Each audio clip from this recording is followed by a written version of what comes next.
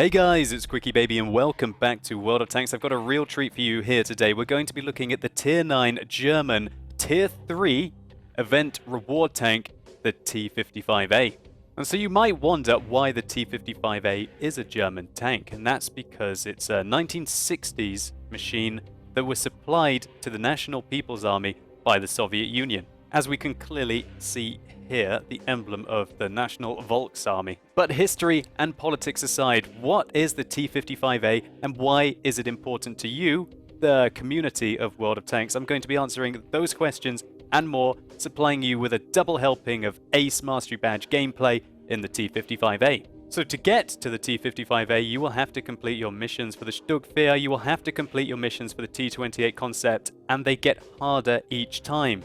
Realistically, you are going to have to put in a lot of effort to get to the T-55A, and most likely have some good friends who are willing to help get you there as well. Because as we can see here, when you get to Tier 3, some of the missions can be quite tricky in a platoon. Here, your platoon has to do 50% of the total damage done in the battle. But once you get there, the reward is well worth waiting for, as this is a reward tank. Although it's not going to make a huge amount of credits like other premium vehicles do, it does get the perk of being able to use any crew of the same nation and class inside the T-55A.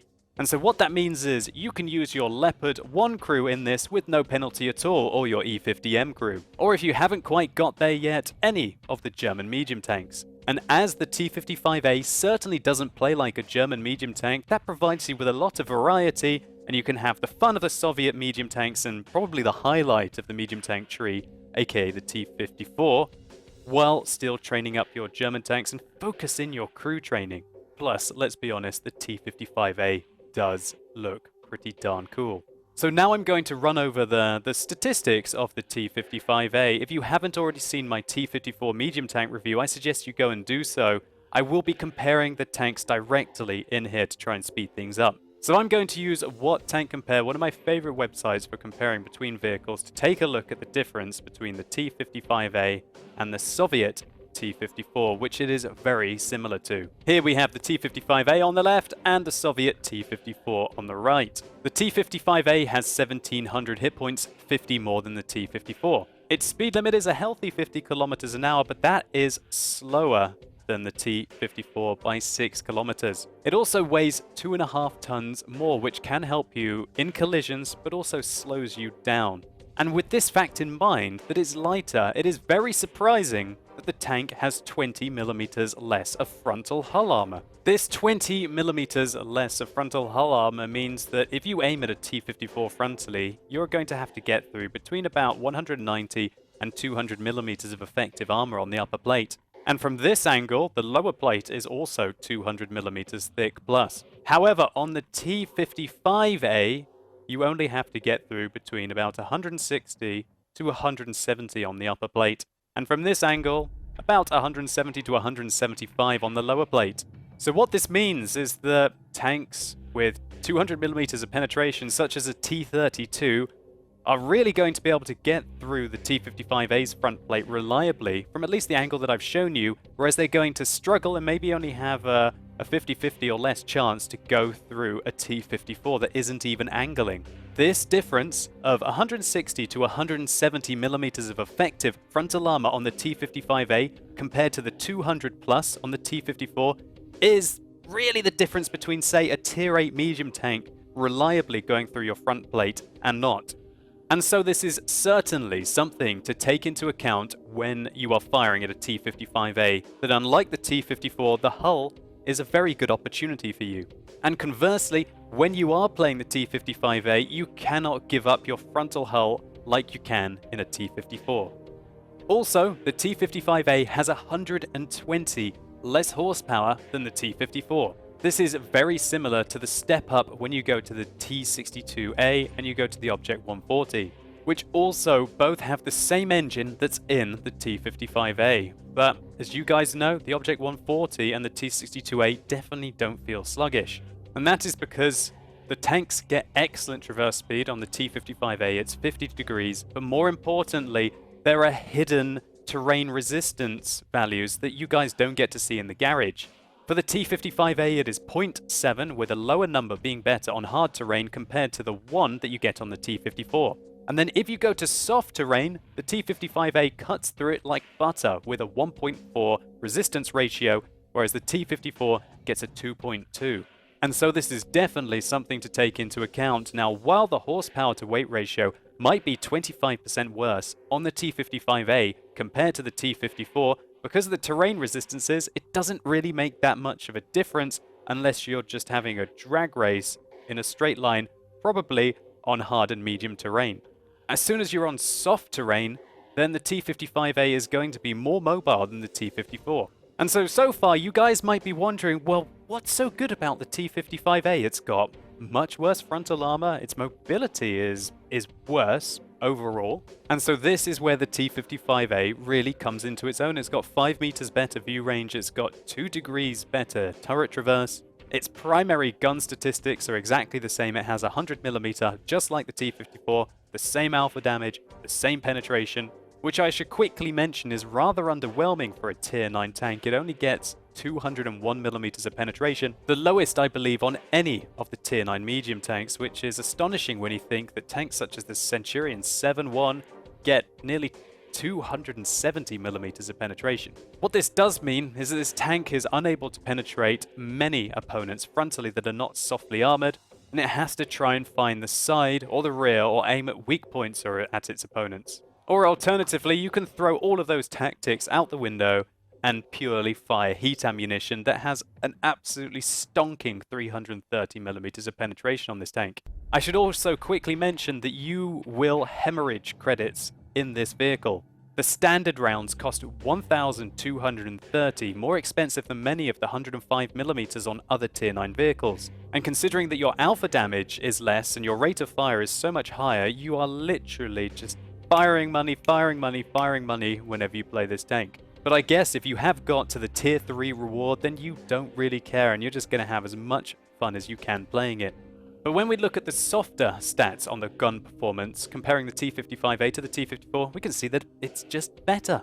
It gets 0.1 rate of fire increase, which means that it gets a mediocre amount more DPM, now very nearly reaching 2,500 damage per minute, which is amazing for a tier 9 medium. Here we can see the DPM, the damage per minute of the T55A compared to all of the other tier 9 medium tanks, and it's right at the top, competing with the Object 430 version 2 and the M46 pattern for the top dog of DPM at tier 9 medium tanks. And so what makes this even sweeter is the tank is 0.02 more accurate than the T54. It's 0.33, some of that great German accuracy being shared upon the T55A. And one of my favorite things about the tank, the fact is that the aim time is 2.1 rather than 2.3. Now there are pretty much no tier 9 medium tanks, apart from I believe the E50, that get fantastic aim time like that of 2.1 seconds. And that allows the T55A to fire more accurately, quicker than the T54 can. There are some downsides towards the end that we should consider, and that's the fact that the elevation on this tank is rather poor at 14 degrees compared to the excellent 20 degrees elevation that you can get on the T54.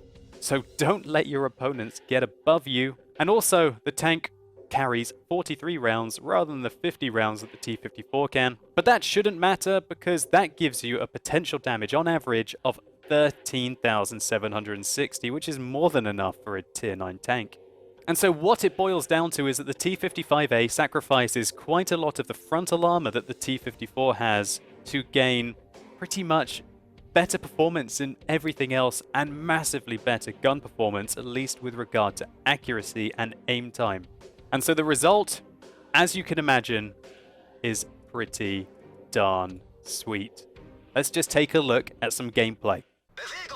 And so here we go. This is the second ever game I played in the T55A. This was back on March the 10th when I finally managed to pick up this machine, and really I was super happy when I finally got it. I still love the way that it looks. I think the Wargaming have done a fantastic job with the model on the T55A, and it really does feel like a reward that was worth the effort getting. So, I'm playing on San River, and this isn't the best matchup for me. As we can see, a third of the enemy team are tier 10, a third are tier 8, so I guess it's pretty balanced really. This is a standard middle of the ground matchup, completely average. And so I'm rushing my T-55A over at the 50 km/h top speed limit into position. Now keep in mind that if I was in, for example, the T54 here, I would be doing this journey across the desert a lot quicker.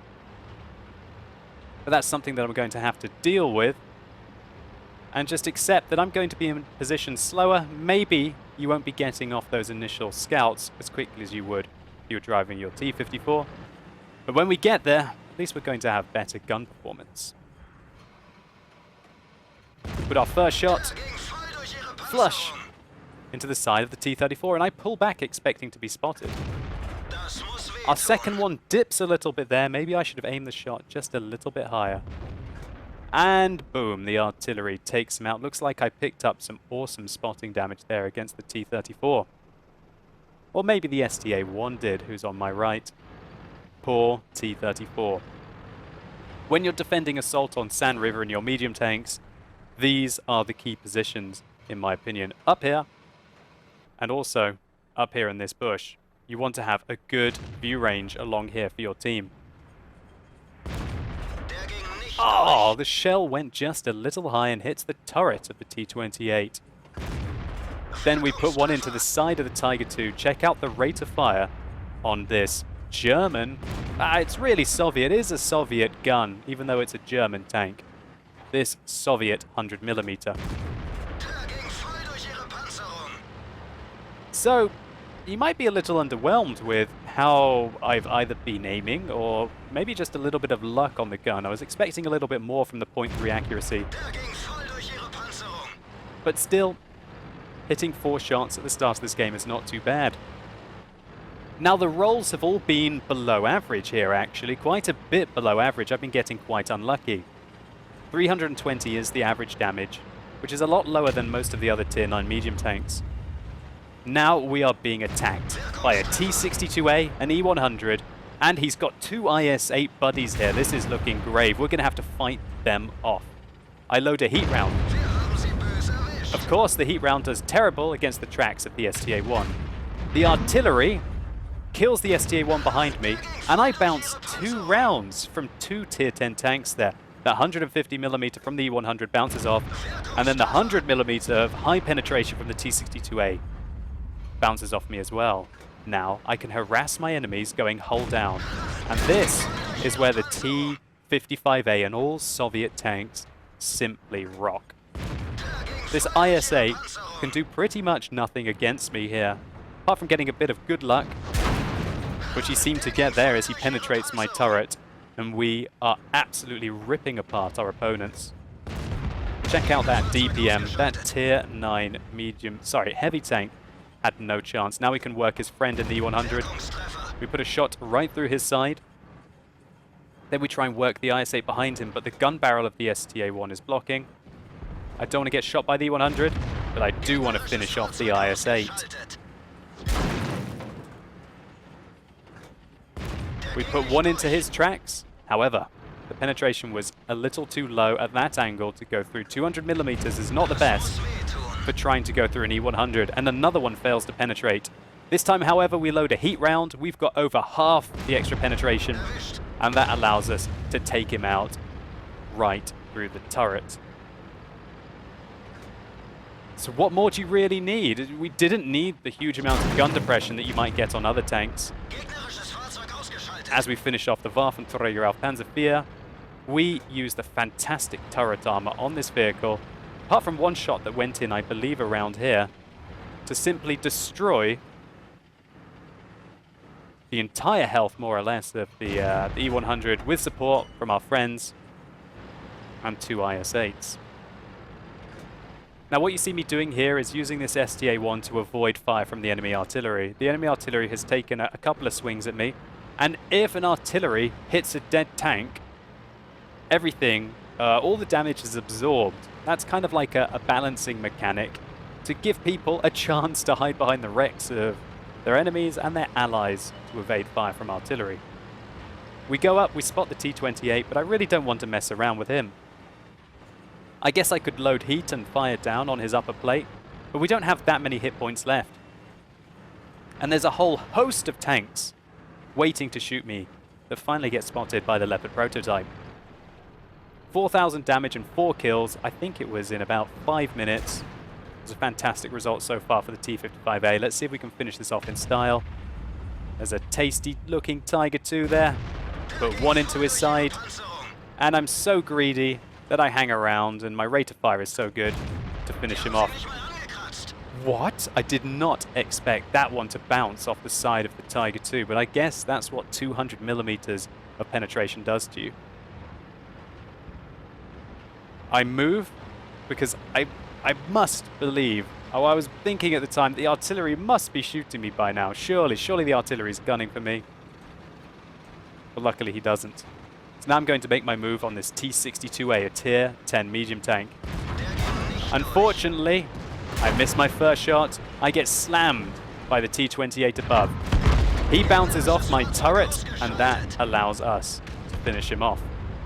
The 100 above me on the ridgeline takes out the T-28 prototype. Thank you for that, sir. I guess that was a little lucky by me going in. We can see what this 200 millimeters of penetration with the AP rounds does in those kind of pressure situations, bouncing off the T-62A's upper plate, but it was more or less about me and my bad shooting. But still, I think most of the other Tier 9 medium tanks would have been able to penetrate the T-62A there. We put one into the ISU's lower plate, dodge a shell, and this is where you want to be. Lovely. Wir haben sie indeed. And it is very novel to be playing a Soviet tank, at least with the playstyle of a Soviet tank, and having the German crew voices. This GWE 100 who's been firing at me all game, it's time to get your comeuppance. We put one into his side, and our friends finish him off. So a fantastic round here for the T-55A, showcasing the potential of this awesome 100mm gun, and also the turret armor. As long as you can hide the hull, you can bounce for days in this machine. And also, the mobility isn't half bad either. What a tasty, tasty package from the National People's Army. Let's just take a very quick look at the post-game stats before we move into some more gameplay. So we managed to get the Ace Tanker badge in this vehicle, which I'm very happy about, considering that at the time, in the 10th of March, this tank was played by very, very, very few players. To get the Ace in the second game was a very satisfying thing. We also got the High Caliber, a Top Gun, and we got a Spartan medal as well for bouncing a shot from that T-62A with very low health. This was 1,532 base experience. We fired 29 shots, of which we hit 27 and 20 penetrated, giving us a total of 5,317 damage, as well as also nearly 3,500 support damage, i.e. the combination of detecting and detracking. And look at the amount of support damage that we did on the E100. We spotted him for 1,000 and we detracked him for 800, as well as doing 712 to him, which totals pretty much all of his health. We took him down even though we were a tier 9 medium tank, by playing, as you should, aggressively when you can, but also supporting your allies and enabling them to do the damage as well. Now in these kind of bad matchups where you have to deal with quite a few heavily armored tier 10 tanks, you do need to fire the occasional heat round in your T-55A. But I was happy that we were still able to make a profit this game. But as we can clearly see from the gross income, these reward tanks from the missions, they don't have premium status, at least with making credits. And combine this with a very expensive ammunition cost, and you've got a tank that really doesn't make the money. I'd also like to highlight that we took 3,000 potential damage this game, blocking half of the shots that hit our tank, and that was including making some rather aggressive plays. Certainly the turret armor on this tank is fairly reliable, and you should rely on it and just keep that gun singing. So anyway, let's take a look at some more gameplay. So now we are playing on Cliff, and this matchup, at least tank-wise, is a lot better. But statistically, I'm going to have to do a lot of work to get through this game. We've got 1, 2 green players versus 1, 2, 3, 4, 5, 6, 7. Gosh. Okay. So it looks like it's going to be an exciting one. And these are the games to relish. These are the ones where you can have an impact in, make the difference. And what better tank to make that difference in than this Tier 9 German-Soviet medium tank. So, we're going to rush aggressively into a lovely position. I love to be up here. We got spotted though, which very much means, well, it's quite likely that there was a little light tank down there in the bushes trying to get those initial spots off, or alternatively, a well-camouflaged tank destroyer, maybe the Su-100M. But this is the position that I like to be in. The first shot slams into the T-55A, our opposite number. Check out this rate of fire. The Panther does not know what hit him. And he's not even ready for the second shot. But we flinch it into the rock. At the time when I did this during the live stream, I didn't even see the rock. It's like I need to get my eyes checked. Maybe we can hit the Panther again? But the Su-100 M1 shows himself, but we shave off nearly half of his hit points, and the artillery take the rest away from him. Nice shot there into the Panther. I love the aim time and the accuracy on this tank. So much better than the T54. It does allow you to make these shots a lot more aggressively. Now the place where I am, the idea is that I'm only exposing, well, very little of my hull and most of my turret armor, which is nice. Also, I'm on the downslope and I've got these rocks in the way which kind of prevent artillery from hitting me reliably here. They have to be back here and get quite lucky to be able to hit shells in. My team are playing quite aggressively through the center, and one of the important things about being in this location as well is you stop the enemy medium tanks from taking this corner, which means that they have to expose themselves to people above. And so what we're seeing here is that the T-55A on the enemy team is losing most of his hit points because he's been forced out of position by me. A nice bounce there on the upper plate against the Tier 8 German heavy tank, but if I'm honest, bad shooting by me there. Those were 2 panic shots against the Lurve. It looks like I fire another one panicked. 3 bad shots there, no excuses, bad play by me. Let's see if I can make up for it. The artillery misses me narrowly. Thank goodness for that. I'm still not giving up this position. I'm providing excellent view range. I'm stopping the enemies from digging in. We've got the T-55A killed because we forced him out around the corner. And also that Su-100M1. And now we get to have our prize. And our prize being the Tier 9 artillery on the enemy team. He's a very valuable tank. Valuable, in fact. He just takes out the Lurve with his last shot, just as he dies. Now we're putting shots into the side of the T-44 here. We bounce a shot, probably from the Panther. And now I think that it's about time to pull back. I feel like my use has reached its limit here. From this position, the enemies have got wise to it, and they're just not coming out anymore. And when that happens, it's time to change, and I feel like we've lost our presence on this mid-ridge. This is another key position, which I feel like you must hold. And because our light tanks have left it, I need to get back into it. The IS-8, I get spotted by on the way, puts a good shot into our frontal armor, but we put one into him, and you know what? I'm going to trade. I fire quicker than you. I'm going to do, on average, 640 damage to him. He's only going to do 440 on average to me. T-44 comes to the side, but we quickly re-engage him, putting one into his lower plate as he pulls back. He takes out our ammo rack, but we quickly put our ammo rack back in using our repair kit. I push the Speerpanzer out the way, and then pull back as soon as we see the T-30 there. Do not want to get shot. That would be game-ending if we get hit by that 155mm. Thankfully now we're proxy spotting the T-44, who also seems to be playing quite aggressively, too aggressively, as the artillery slam dunk him. Now from this position, I took out the artillery that was here, so it's very likely that the other artillery is going to be in this kind of area here or this area here. So this rock will protect me. If I get hit by the artillery, that means that the artillery is probably around about here. That's his only real chance of hitting me. But from this position, I can spot the T-30, the Loewe. I can spot the Panther, and as we could see, I was spotting the T-44. And none of these guys are artillery safe, so I'm just hoping that our two artillery, who seem to be having a pretty good game, can keep slamming the shots down on my opponents. For a 44% game, actually it was 45% game, this one is going very well indeed. A lot of the better players on the enemy team have already been taken out. So we just need to keep it going. Don't need to do anything flashy right now. Just need to keep spotting. Call in artillery.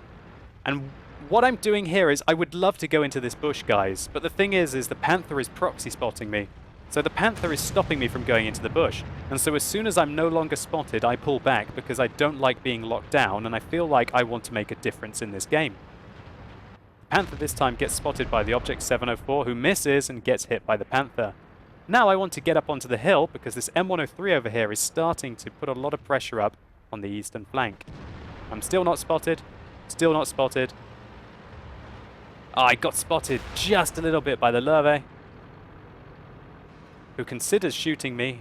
And my darn T-55A got stuck on an imaginary slope there. Well, it's not imaginary, it's a real slope, but God, those corner works is not brilliant.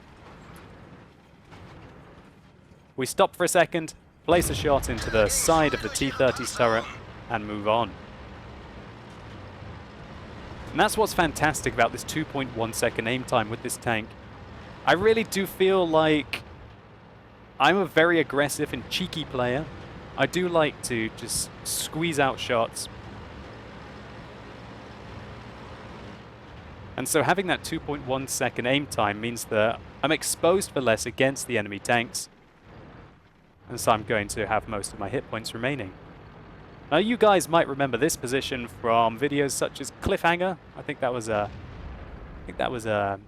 Type 61 gameplay by a QSF member, and also a recent AMX 1390 video that I put up. It's a very strong position for outplaying people who are below you. And I want to take out this M103. He's one of the most dangerous and strongest players on the enemy team. There he is. Nothing he can do. Yes! What a result. Oh, let's slip and slide down the slope. Fantastic, and we're out here.